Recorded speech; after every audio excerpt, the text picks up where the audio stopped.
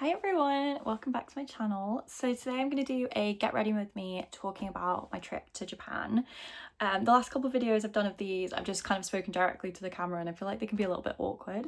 So I thought I'd film myself getting ready to go out with some of my friends tonight. It's one of my friends' birthdays, and then also talk to you through kind of the best bits of Japan, recommendations, places to eat, things that weren't like the best, just kind of have a little chit chat. I do have a drink. I've got one of these like spicy margaritas. No, it's not actually. It's just a margarita. You know, the moth ones. I think you can get these in Sainsbury's. I prefer the Marks and Spencer's one, which are actually spicy. But yeah, I feel like it's a nice little pre-drink to get ready with. However, I didn't prep the ice machine in my fridge, so unfortunately I don't have any ice. And because of like the way, because they're so strong, you don't get a lot, so in any glass they always look so small. So I've got like a quarter of a glass full, but it tastes nice nonetheless. Yeah, still nice. Right, so let's prep the face with some moisturizer, and I'll kind of talk about the trip. So we decided to go to Japan during cherry blossom season, and we went for just under 2 weeks, I think. And we decided to do the route Tokyo, Kyoto and Osaka, which is quite a popular route to do. And I would recommend doing that route, but looking back now, I would rather do the Osaka, Kyoto, Tokyo route, because you can fly back to the United Kingdom direct from Tokyo, whereas Osaka you have to connect. It worked out fine for us because we actually ended up going to South Korea for a couple of days, but I way preferred Tokyo to Osaka. And when you get to Tokyo, like when you get to Japan, the jet lag wipes you out, like it really does. So those first couple of days in Tokyo, I was still kind of getting used to the time difference, and I feel like you really kind of, you're not, I wouldn't say like, I don't know, you don't have the most energy to go and explore. We definitely did, we did everything I wanted to do, but I feel like by Osaka you really adjusted to the time difference. But there was like less things I was bothered about doing there. So I think if I was to do it again, I'd probably recommend doing it Osaka, Kyoto, Tokyo, but that's just my experience. So we started in Tokyo, and the main kind of area we stayed in was pretty central. We were able to walk to most places. I say we got transport a few days, but which was really easy to actually do. But oh god, multitasking, so difficult. I don't know how these girlies do it. Yeah, the public transport was fine to do. We got Sucre cards, which you buy on, and you can have on your like Apple Maps, on your Apple Wallet, and then you top up that card, and that's how you get through kind of the train system or public transport. So you can get buses or like a tube, which is what we did for a few of the days, where things were a little further out. But I'd say like the main highlights for Tokyo for me was I really enjoyed Shibuya Sky, which is kind of like the viewing platform. I will put it up on screen. I recommend doing it at night. It's very difficult to pre-book these things because of the time difference. I think the time difference when we booked this was, if you wanted to get a night slot, they'd become available 2 a.m. UK time. So it was very difficult. We actually ended up just getting one in the afternoon, which was a lot better, to be fair, than having to wake up really early. At least we did get somewhere, get a place.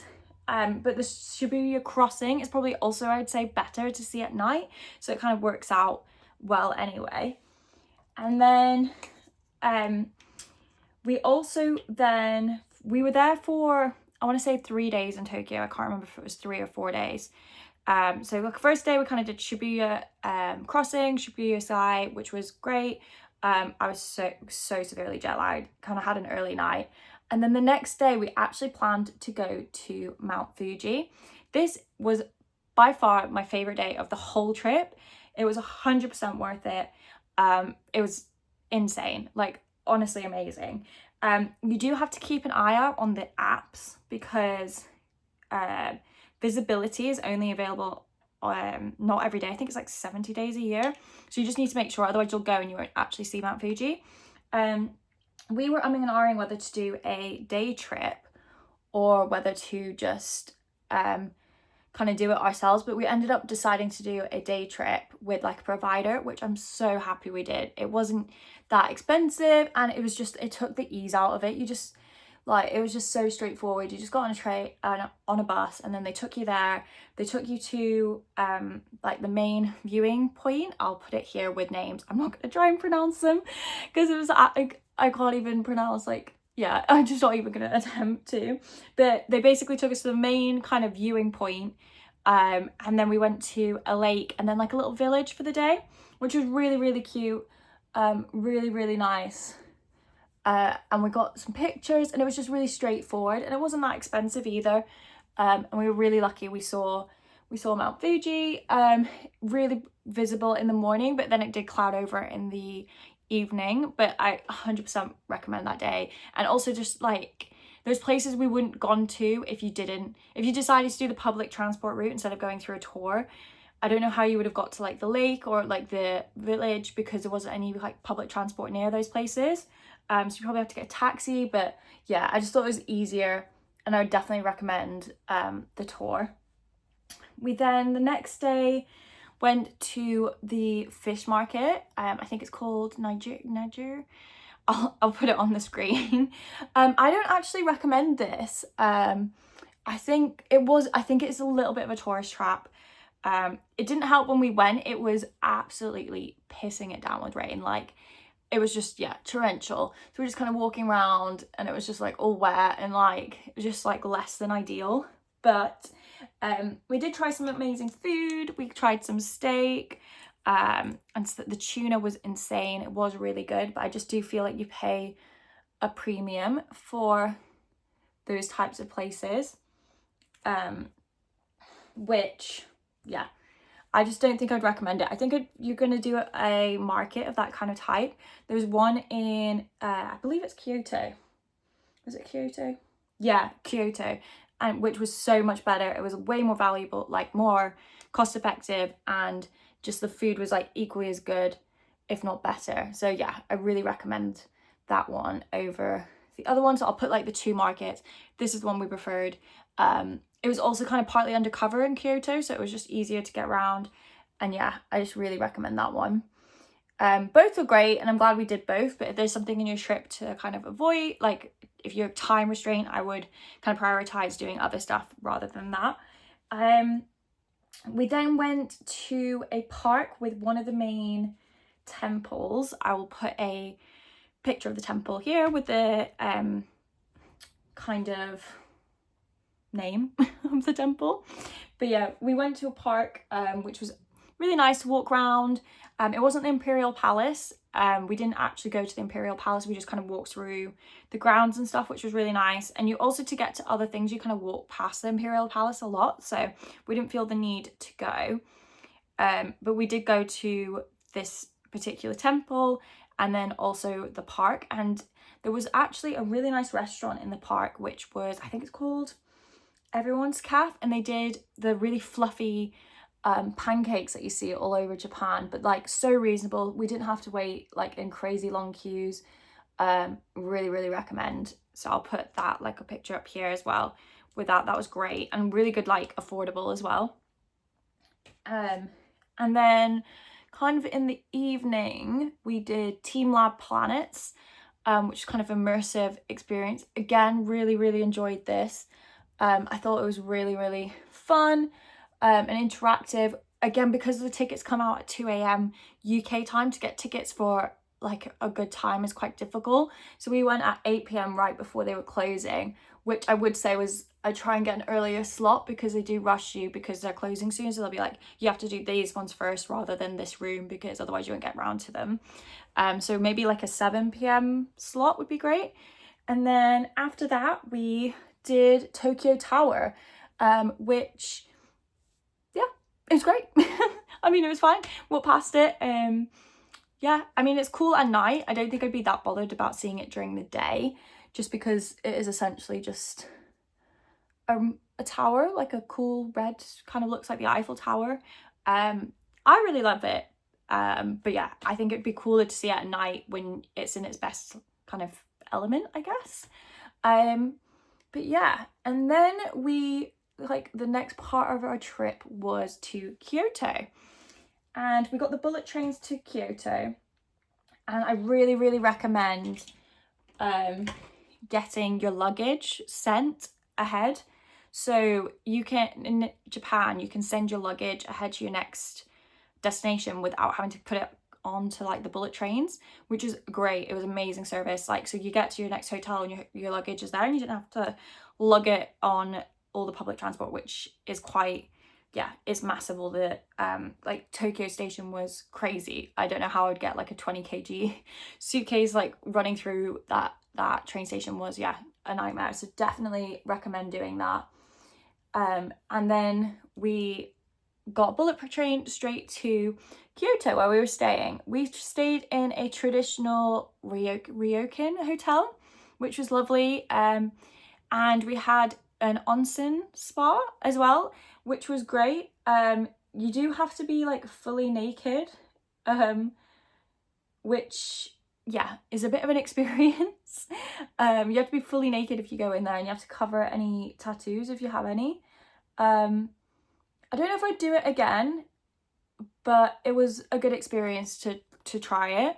The actual hotel though was really, really amazing, and yeah, I do recommend it, but yeah, just beware, you have to be naked in front of people you don't know, like completely naked. But it's got loads of health benefits, and yeah, I feel like it's a good thing to do, and I'm glad I experienced it. And then we basically went to loads of temples for the next few days. So we went to I think it's called the Golden Pavilion, which amazing. That was one of my favorites of the whole trip. Absolutely stunning. I'll put some pictures here on the video, and it was honestly insane. Really, really beautiful. It had like a nice path to walk around. Yeah, couldn't recommend it enough. It gets so busy early though, so just make sure you're going, yeah, just early basically. And then we went to a few others, which I will put here. I'll just put some videos here of like all the different places and temples we went to, because we went to quite a few. I'll put the ones that I really recommend. I'll share videos and the ones I really recommend, because there are quite a few which just get so busy. So I think I'll prioritize. I found a few which were a lot quieter and just kind of more peaceful to walk around, so I'll insert those into this video as well, and also put them in the description so you've got something to refer back to. But definitely recommend getting there super, super early. We did go in cherry blossom season, which I think is why it was extra busy, but honestly the crowds were absolutely crazy at like, yeah, just I think we got to one of the temples with the red gates which is like really, really popular at I think it was literally like 7:30 a.m. and it was heaving. You would think it would be like 10 a.m. like the most popular time to go or something, but yeah, it was so busy. So I'd really recommend getting there early, which when you have jet lag, it's not actually that bad to get up as early as you think, to get there and to get a good viewing space as well. They were kind of placed, then we walked from some of the temples across to the Gion district. Again, this was absolutely heaving. I'll put some photos so you can just see how busy it was, but like crazy. Get there early, because we went in the afternoon after the temples and it was just rammed. So yeah, if you had like a few days, I'd go early to the temples one day, then early to the Gion district the next day, just so you can hopefully not like just shuffle along, because yeah, it was literally crazy busy. And then we did one of my favorite things, which was kind of like an excursion, was we went to a traditional tea ceremony, and we got to dress up in kimonos. Like, you got to pick your kimono, they did your hair for you. It was honestly amazing. Then they go in, they do a tea ceremony, teach you how to make matcha, You had a little cake, it was like pictures. It was amazing. I did it with my husband, and it's so funny because literally all the men there were pretty much forced from their other half to do it, because it is very girly. But they got to take some pictures with like a samurai sword and stuff, which was, yeah, fun as well. But yeah, no, honestly, that was 10/10 in experience. I loved getting dressed up. It was really cute. All the women were really nice. They were like showing you all the different kind of ways you could do your hair. You could do it up, you could do it down. There's like kimonos in all these different colors. It was honestly so much fun, and also just like a really traditional kind of experience, because then also like I can't remember what they call it. It wasn't like the tea ceremony. The person leading the session taught us loads about where like the tea originated from, and like the process and why you invite people to have tea. It was just like really, yeah, really wholesome, and it was great. It was like a morning activity as well, and you could then go off and wear the kimonos for like the rest of the day. We decided not to, but like quite a few people actually did wear them out for the rest of the day, and then you return them in the evening. But yeah, it was amazing. Really recommend that experience. I'm trying to think. We did the bamboo forest as well, which was really cool. That was just like probably quite a good one to do in the afternoon. It wasn't as busy as some of the temples, but still busy, but like, yeah, you could move around. And a lot of people say it's overrated, but I quite liked it. I quite like that wholesome kind of very calm. There's not a lot to look at, I guess, because it's just like bamboo, so you're just walking through, but it's quite calm. And yeah, I liked it personally. I do think it's worth going, but yeah, it depends on your kind of, I guess, your vibe and what you want to do on holiday, and whether you like walking or whether you want to see more temples. Yeah, but I would recommend going. I did think I had an enjoyable time. And then in the evening, it's honestly so fun. There's like loads of little like alleys that you can go down and try different food, and like little bars and stuff, and like the bars are tiny and you could get like 8 people in them, but the vibes were amazing. We had some great cocktails. I think it's called beer bar maybe.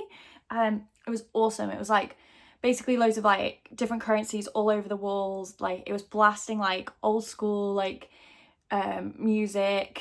It was just, yeah, it was such a vibe, and everyone in there was super nice. There was loads of cocktails. Wasn't too expensive, and it was literally up these stairs in just an alleyway. Like you wouldn't even know that it was there. We just stumbled across it. But yeah, it was amazing. So I'll put that bar down there below as well, because I highly recommend it. That was so much fun. One of my favorite kind of favorite evenings of the trip. And there was quite a few bars down there that you could just go and explore as well, which was great. I've just got a few notes, so I'll just make sure. Oh, the Panel Caf, I think it's called Panel Caf. It's where it was like a viral cafe to go and get the like fluffy pancakes, like the ones I mentioned earlier. In the park in Tokyo, there was an actual proper caf, which these are like the like proper pancakes, fluffy pancakes. And we went in the morning and it was rammed. We got there and I think the queue was about 2 hours, and we just thought like, I just don't want to not waste my morning, but like didn't want to stay in a 2-hour queue basically. So we just left, and then we walked past it on the way back, like after the day out seeing all the temples. And I would say it was like 4 p.m. and I saw people still sat outside, and I was like, oh, maybe we should try and get like a table now. And we just walked in straight away, and you got like the pancakes and everything. I know, albeit it's like the afternoon, it's 4 p.m, but I mean, it's a great little snack. If you don't want to wait in the morning, it's kind of a good hack to go at like 4 p.m. And we just walked straight in, got served, got a really nice table outside, weren't rushed, and yeah, got to try the pancakes, and they were insane. I'll put some pictures, but like literally they were so good. You know, like when they like fluffy and they like wobble, it was just, yeah, 10/10. Really recommend those. I wouldn't recommend maybe queuing I don't know though, if I queued 2 hours and then had them, I'd have been like, they're really good. But I don't know, it depends how much you love like pancakes and stuff. But yeah, I loved them. that was such a good kind of like food recommendation and a hack if you go in the afternoon as well. And then after Kyoto, I'm trying to kind of, I think that's pretty much everything, just loads of the market I mentioned earlier, really recommend that. Way more than the one in Tokyo, just a bit more authentic. Well, I don't want to say authentic, I just felt like the other one was very like touristy. This one's very touristy as well, but it was a little bit more like reasonable price wise. It wasn't like crazy expensive. So yeah, I would prioritize the Kyoto one.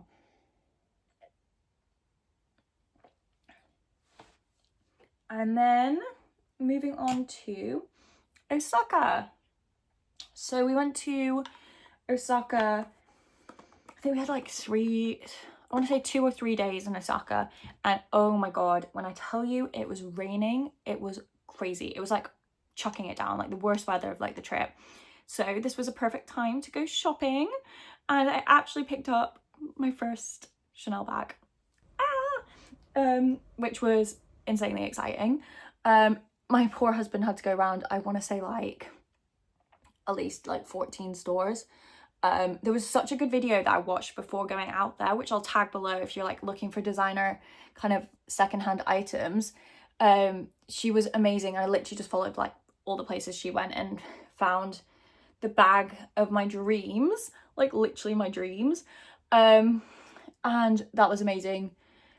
Like the designer shopping there is insane, like secondhand shopping. Also, it's actually a really good store in Kyoto, which was amazing, but I didn't buy anything because I was kind of holding out for Osaka, which is meant to be really good for secondhand. But like Osaka was really good for secondhand like Chanel, but I'd say this store in Kyoto is really good for just secondhand other designers. So I'll put it, if I remember the name, I'll put it down below, because yeah, it was insane. So good. And like, yeah, amazing. I absolutely love it. I might do a separate bag video about that bag, because oh my god, such like a pinch me moment of like, I can't believe I'm buying a handbag in like Japan, like a Chanel bag. Like it was just, I've just said like a million times and I hate it when people do that, so apologies in advance. But yeah, it was amazing. And so we kind of did that for a whole day, just kind of dodged the rain, and also it was just like, it's been so full on the rest of the trip. So yeah, I'll put some of the shops that I went to, like the street and where I got my bag, and the other one where I was really close to getting a bag as well. I'll name them. And then we kind of just did all the like really touristy stuff when we went to Osaka. So we did the, I think it's Dumbro, the street with the river and like the crazy lights and stuff. I'll put some pictures. That was great, just to walk around, have a few drinks. We did loads of the arcade machines, which was really fun, really fun. Yeah, that was, yeah, so fun. We did some of those, and then yeah, we just kind of chilled for the first day. After that, I think we did like the shopping, then we did the kind of arcades in the evening. And then the second day we went to the Nara Park, I think that's how you pronounce it. And I wouldn't recommend this because they're scary. Low-key, they were quite scary. They are cute and I'm glad I went. But it was, yeah, really scary. I wouldn't go back. They do kind of bite you and stuff, and it's quite far out of where you need to go. So yeah, I mean, I would say if you didn't have time, that would be one I'd maybe miss. I think I would have rather done Universal maybe instead. But we were umming and ahhing whether to do Universal, and we decided against it. But yeah, I would probably choose Universal now after doing Nara Park. But it is cool, like you walk out the station, they're literally everywhere. So it is cool, but yeah, they're a little bit scary. And then in the evening, I do have a recommendation for food, which was absolutely insane. It was this burger place. You do have to book quite far in advance if you want to get a table there, which my husband luckily did, because he saw it on TikTok ages ago and was just like, I must book it. And I'm so glad he did, because it was insane. It was honestly so good, and so reasonably priced as well, and like honestly one of the best like Wagyu burgers I've ever had in my life. I highly recommend it. So I will put the name of the place down below, because yeah, it was really good. To be fair, all the food on the trip was good, really good. And then I want to say, was there anything else in Osaka that was like really kind of mind-blowing? Oh, of the temple. We went to an insane temple, but it was actually, you could do this if you were going to Kyoto, because I think it's between Kyoto and Osaka, but that was my favorite temple of the whole trip. How could I forget? Yeah, it was so good.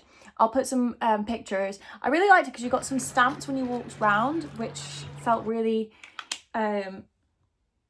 like just like a fun like thing to do when you walk around the park. So every kind of 200-300 meters you found another stamp and you stamped it, and it was just really pretty. Like the flowers and everything were really intricate and just like colorful, and yeah, it was really lovely. I do recommend going there, so I'll put that on the screen as well, some pictures of that, because that was insane. And then I'm trying to think, we did that, and then I guess I'll put some of the restaurants that I really recommend down below that we ate at. I know I haven't touched on loads, but I'll put the kind of the pancakes place.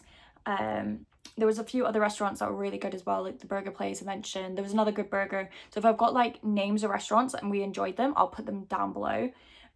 Oh, and then do something called, I don't know how you pronounce it, but it's called like Goshine.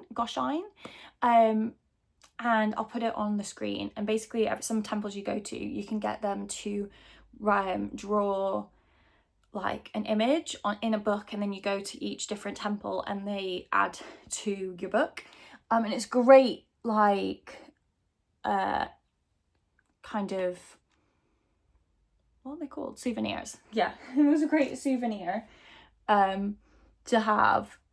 Really recommend that. And yeah, like it's, yeah, I'll show you on the screen. It's really difficult to explain, but yeah, I think that was a great kind of souvenir we came back with, and we'll have that forever. They were about 200 every place we went to, so not crazy. I think it's equivalent like a couple pounds. But yeah, it was really good. And I'm trying to think if there's any other kind of tips or tricks of places. The suitcase stuff was good, but I think that's pretty much it. Let me just, which is good timing because I've finished. I don't have my lip stuff down here. I'm gonna have to do my lips before I leave. Oh my god, this stuff is so good actually. My friend recommended it, like the L'Oreal. I used to buy the Charlotte Tilbury one, but this is, I swear, just as good. It does feel a little bit like hairspray, but I mean, it lasts, so it's amazing. But yeah, thanks for getting ready with me and listening about my Japan trip. Hopefully you've learned something if you've got an upcoming trip to Japan. If you're not and you're just nosy to listen about the trip, I hope you enjoyed the video, and hopefully I'll do some more soon. Okay, bye.